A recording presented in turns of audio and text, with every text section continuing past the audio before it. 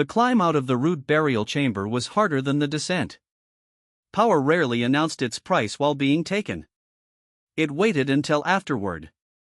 Lin Fan reached the first landing above the circular door and placed one hand against the wall. The stone was cold enough to bite. His legs trembled once, then steadied. The first burial had not exhausted him in the way ordinary cultivation exhausted a disciple. It had hollowed him. The body felt as if someone had dug around the root junction, packed the hole with cold soil, and told the flesh to pretend nothing had changed. Every breath carried a new hunger. Not strong. Not yet. But present. It circled the burial mark like something small and patient beneath snow. It noticed the petrified roots on the wall. It noticed the ash residue from failed entrance. It noticed the old decay cheese still clinging to the passage. Each notice was a suggestion. Eat. Use. Grow. Lin Fan pressed his tongue against his teeth until the impulse passed. This was the price. The 9 burials withering root art had given his damaged root structure, but it had also taught the root to interpret harm as material. That could become strength. It could also become addiction. If he allowed every insult, poison, wound, and humiliation to become food, he would begin arranging his life around being damaged. Many forbidden cultivators did exactly that. They sought betrayal because betrayal fed their arts. They sought enemies because resentment burned hot. They sought pain and called it tempering until one day the method, not the cultivator, chose the next wound. Do not let hunger choose. The warning was not moral. It was practical. Lin Fan continued upward. At the pressure plate step, the root hunger stirred again. It wanted to activate the mechanism and feed on the backlash. Absurd. Wasteful. Revealing. He stepped according to the blood path he had opened earlier, letting the plate recognize controlled passage. The stone spikes emerged halfway, then withdrew. The hunger disliked being denied. Good. It could learn. At the 41st step, the crescent ash stirred when he passed. The first burial ring reacted to it, rotating once around the root junction. The rotation was smoother now. The poison residue that had scraped him raw before moved in a controlled layer, no longer random. Pain remained, but pain with rhythm could be planned around. He paused and examined the internal change. Surface root, low-grade wood structure still dominant. Poison residue, compressed into first burial ring. Green-black thread, split tip stabilized, dark tip secondary vein formed. Root hunger, active, low intensity, responsive to decay and judgment pressure. Dantian gate, strained, not damaged beyond prior state. Right meridian, still scraped, now faintly connected to the burial ring through the earlier pillar path. Unexpected consequence, the right palm conduit had become more compatible with decay circulation. That could be useful. Dangerous, but useful. If he channeled hostile chi or poison through the right palm later, the burial ring might refine a portion before it reached the root. It would also tempt hunger. A defensive tool if controlled. A self-poisoning route if not. He added it to the mental ledger. Above, through stone, a faint vibration traveled down the stairs. Voices. Distant. The search had entered the trench. Lin Fan stopped moving. Sound in underground passages lied easily. A whisper could travel far while footsteps vanished. He placed 2 fingers against the wall and listened through the stone instead. One heavier step.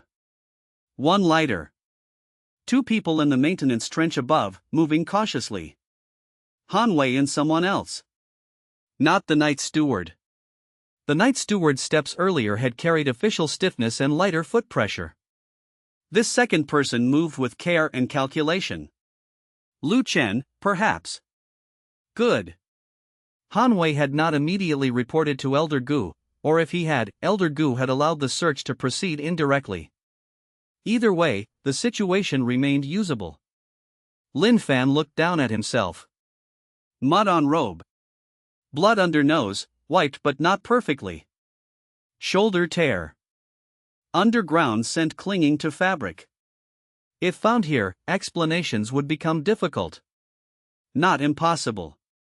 But expensive. Better not found. He continued upward, faster now but not careless. The first burial ring steadied him in an unexpected way. Pain still existed, but the body no longer interpreted every root pulse as danger. The ring contained the worst of the poison heat. That gave him more movement than he had expected after cultivation. The art had immediate value. The hunger was the cost. At the top of the stairs, he reached the antechamber. The petrified roots there had changed. Earlier, they bent toward him with something like recognition. Now they lay still, but the roots nearest the door had darkened where his passage disturbed them. A faint line followed him along the floor, not visible light, but pressure. Trail. The chamber could mark entrance. He crouched and touched the packed soil. The trail responded to his burial ring. No physical mark, but a cultivator sensitive to root decay might follow it for a short time. Hanwei likely could not. Lu Chen likely could not. Elder Gu perhaps could if alerted and close enough. Elder Shen more likely. The inheritance had not only given technique, it had left scent. Annoying. He needed to break it before reaching the maintenance trench. He looked at the chi-hungry moss near the passage entrance.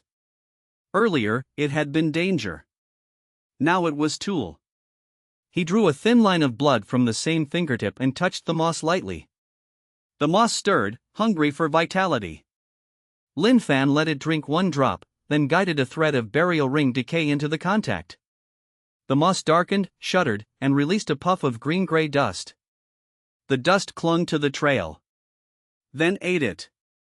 The moss died a small death, curling inward. Lin Fan withdrew his hand before it could feed further. Root hunger stirred approvingly. He suppressed it. Tool, he whispered. Not meal. The hunger quieted reluctantly. He moved through the antechamber and into the maintenance trench. The voices were clearer now. The air changed here, Hanwei said. Lu Chen's voice answered, this is beyond the training yard boundary. You knew about it? No. Then why are you still calm? Because panic underground is stupid. Hanwei gave a low laugh. You do learn. Lin Fan stopped behind a broken support stone. Hanwei and Lu Chen were in the trench, perhaps 30 steps away, near the split where the water ran left and cold air came right. They had not reached the dead-end wall yet. The hidden door behind Lin Fan had closed. The trail was mostly erased. Good. Problem, the only path back to the drainage channel passed through their line. Options. Retreat into chamber, bad. Time, trail, inheritance influence. Hide inside vent, possible. Body too weak if they searched thoroughly. Create sound toward left passage, better. Use decay dust to trigger chi-hungry moss, possible. Use Hanwei's curiosity against Lu Chen's caution. Lin Fan lifted a small pebble from the ground. Not enough. Sound too ordinary. He wrapped it in a shred of brown dosage paper that had held the root shaving. The paper still carried decay scent. Then he flicked it low toward the left passage, where stagnant water flowed toward abandoned mine drainage. The pebble struck water. Soft sound. Then the decay-scented paper touched something in the water. The left passage hissed. Lu Chen turned sharply. What was that? Hanwei moved first. Of course. He liked testing. Left, Hanwei said. The air from the right is colder. Then the thing in the left moved. Or something wanted us to hear left. Hanwei paused. Good. Lu Chen was useful even when opposing Lin Fan. Lin Fan pressed his back against the support stone and slowed his breath. Hanwei took 2 steps toward the left passage, then stopped. If he came through here, which way would he go? Lu Chen answered, whichever made us ask that question. Better. Too good. Lin Fan adjusted. He let his root hunger stir for one breath and released the faintest pulse toward the right passage behind him. Not enough to reveal location. Enough to make the cold air deepen. Han Wei felt it. His head turned toward the right. Lu Chen's eyes narrowed. There, Han Wei said. They started toward Lin Fan. Lin Fan waited until they committed 3 steps. Then he pressed the training yard token against the support stone and infused it with a trace of body heat. The token warmed in recognition of yard boundary arrays far above. It did not open anything here, but the metal mark emitted a faint pulse connected to Han Wei's own access set. Han Wei stopped immediately. His hand went to his belt. He felt the resonance. My token. Lu Chen looked at him. You gave it to him. I slid it under his door. Then why is it reacting behind us? Lin Fan placed the token carefully in a crack on the support stone, then retreated silently along the shadowed edge toward the right passage wall. Han Wei and Lu Chen moved toward the token. Their attention narrowed. They found the token in the crack. By then, Lin Fan had slipped past the broken support behind them, using their bodies as cover against the weak green glow of the moss. Risky. Successful. He reached the split. Left passage hissed again from the disturbed paper. Han Wei looked up. Lin Fan entered the main trench toward the drainage channel. Lu Chen's voice followed softly. He was here. Han Wei said nothing. Then he laughed. This time, the sound held real amusement. Not mockery. Interest. Lin Fan did not look back. Interest from stronger disciples was useful only after distance had been secured. He crawled into the narrow channel leading to the training yard wall. The stone plug ahead showed a thin line of gray dawn. Outside, the world had begun waking. He had one more problem. The night steward. If the watcher had remained near the yard, emerging through the drainage groove would be seen. If he had followed Han Wei into the trench, the exit was clear. If Elder Gu had placed a second watcher, unknown. Lin Fan listened. No footstep. No breathing near the plug. He pushed the stone gently. It did not move. The plug had settled. Of course. He pressed harder. Pain flared through the left shoulder. The stone shifted 1 inch. Enough for cold dawn air. Enough for a hand. Not enough for a body. Behind him, distant footsteps quickened. Han Wei and Lu Chen had understood the direction. Time narrowed again. Lin Fan looked at the burial ring around his root. Hunger stirred. There was decay in the old stone plug, moss, mineral rot, damproot threads. The art wanted to eat through the obstacle. Too slow. Too revealing. He used only the right palm conduit. He placed his scraped right palm against the plug, opened the burial ring a hair, and drew the damp decay from the stone's edge into the palm. The ring rotated once. The stone lost some of its swollen grip. He pushed again. The plug opened. Lin Fan slipped through into the drainage shadow beneath the west training yard wall. Above, the third post stood empty. The night steward was gone. No. Not gone. A faint scrape came from the eaves. The watcher had moved higher. Lin Fan rolled under the wall shadow just as a gaze swept the drainage groove.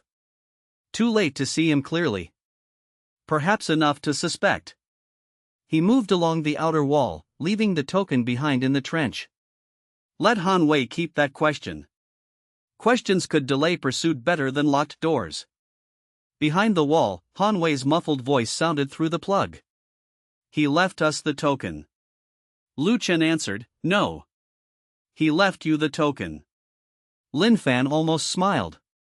Then he moved toward the old maintenance slope, the first burial cold inside his root, the chamber's word returned still echoing in the back of his mind. He had the opportunity. Now he had to survive owning it. Behind him, the search did not end. Han Wei and Lu Chen would not emerge with the same conclusions. Han Wei would focus on contact, the token, the shifted stone, the fact that Lin Fan had been close enough to leave him an answer without appearing. Lu Chen would focus on structure, why the token had been used, why the left passage hissed, why the right passage cooled, why the trick felt less like escape and more like selection. Neither would understand the inheritance. Both would understand that Lin Fan had used the meeting for something else. That mattered. A weak disciple avoiding a challenge looked timid. A weak disciple using a challenge as cover looked dangerous. The difference would reach Han Wei's pride before noon. Lin Fan needed Han Wei interested but not reckless. Interest made him approach. Recklessness made him report, strike, or bring stronger eyes too soon. The abandoned token was meant to shape that balance. It told Han Wei, I accepted your object, used it, and returned it as a question. Men like Han Wei liked questions when they could answer with fists. This one could not be punched. At least, not immediately. Lin Fan reached the maintenance slope and paused in the thinning dark. The first burial ring rotated once more. Cold pain. Steadiness. The opportunity had not made him safe. It had made him worth chasing by better hunters. He crossed the maintenance slope with that in mind. Every hidden gain created visible absences. Han Wei had expected a duel and found an empty post. The Night Steward had expected a door and found uncertainty. Lu Chen had expected a controllable rumor and found a passage under the training yard. Elder Gu would expect symptoms and find residue. The opportunity's first surface effect was not power.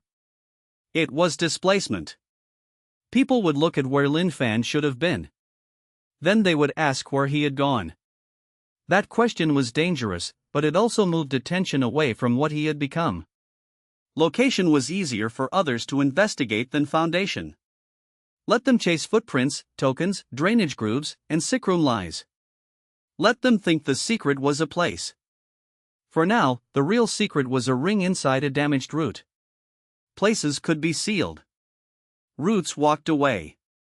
Lin Fan climbed the last stretch toward east lower quarter while dawn brightened behind the roofs.